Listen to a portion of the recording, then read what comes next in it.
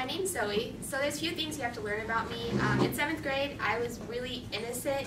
I just come from a private school, and so I didn't really know there was like evil in the world. And I moved to this charter school called Sale. Now Sale was the type of school where you didn't learn, they just made you watch movies and expect you to learn from that. I think I watched The Inconvenient Truth like 4 times in the course of a month there. And at this charter school, I was in 7th grade.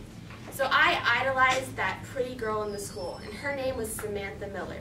Now Samantha Miller, she had the long brown hair and the really pretty eyes, and the like perfect body and really cool clothes, and she looked awesome like every day, and all the girls wanted to date her. And I was like, I'm in 7th grade and she's in 8th grade, and you know, in the future I could be the future Samantha Miller because she's popular and that's what every girl wants to be, or pretty much, when they go to 8th grade. So I became friends with Samantha Miller, and Samantha Miller started the cheerleading squad at the school. So being the person that I was, I had to join the cheerleading squad because obviously I needed to be the future Samantha Miller. And at this cheerleading squad, I was bullied. And the bullying wasn't to the point where like I was hating myself, it was just annoyance. Every now and then they would call me out for being fat or call me out for my lack of skills. But I wanted to be Samantha Miller. I wanted to impress these girls in the squad, so I kept going. Throughout the year, the bullying got worse and worse, and it started progressing. So in April of that school year, I had heard a rumor about Samantha saying that she took birth control to make her boobs bigger. Now, I didn't really know the effects of birth control on girls. I thought that women took them to either make sure they didn't get pregnant or they had some hormone imbalance and the birth control was helping them. But I didn't know that was what it did. So I called up Samantha that day and I was like, yo, I heard this rumor about you. And she gets pissed. I mean, she goes nuts. She calls every girl in the squad and tries to figure out who it comes from, and then she calls me back and she's like, who'd you hear it from? And I was like, I heard it from Mariah. Now Mariah, she was kind of my best friend there. So I felt bad telling her about it, but I didn't want to lie and say it was someone else because they don't get back to me like I was spreading rumors about them, so I had to tell the truth. And Samantha talked to Mariah for the remainder of that week, and Mariah ended up framing me for the rumor. So at school the next week, because it was over a spring break, Samantha came up to me in the cafeteria and she told me, I'm going to make your life a living hell. And she stuck to her word. From that point on through my 7th grade year in high school, or in middle school, I was called fat bitch, I was called ugly, I was told that I'd never find a boyfriend, that I'd never find a man who loved me. I was told that my parents didn't love me, that I wouldn't make any friends, that I was threatened to be shanked, I was pushed down. It was by far the worst year of my life. And the worst part was that I started to believe them. I started to believe what they told me about me.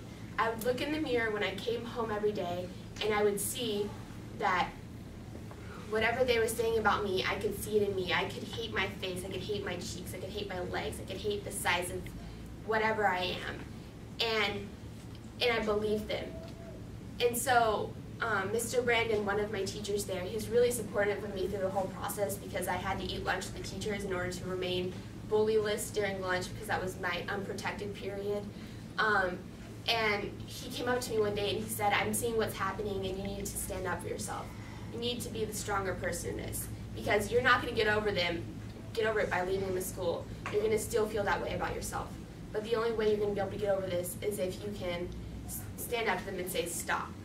So Mariah ended up getting kicked out of the school for drinking because that was an activity that Samantha's girls like to do. And during that, Mariah told Samantha that it was my fault that she got kicked out. So one day, Samantha came up to me in the schoolyard. I was cornered, so if you can imagine the schoolyard, there was a corner in it, and I was cornered, and then Samantha was right here, and she had 2 friends right here. One had a camera, and the other one looked like she was about to fight. And I was really submissive and kind of taken back by the fact that I was cornered because that had never happened before.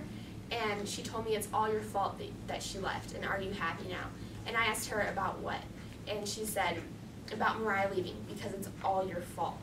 And I sat there and I thought to myself, how do I get out of this? How can I get away? Because I'm not ready for this. I'm not wanting to do this. And she kept going on and on, saying things that I'd heard many times before from everyone in school and from different people that I looked up to and who I thought was my friend. And then I just stood there and I said, "Stop bullying me." And she started laughing. And then I said, "Stop bullying me." And I was remaining strong. Like, my hands were in fists and I was ready. I wasn't going to fight because I can't fight. But she was like, "Stop bullying me." And then she scoffed. And I was like, I'm getting through to her. So I kept getting louder. "Stop bullying me." And I drew a scene. And pretty soon kids started crowding around, and Samantha and her two friends backed off. And I walked away. And that was the last time I ever saw Samantha Miller.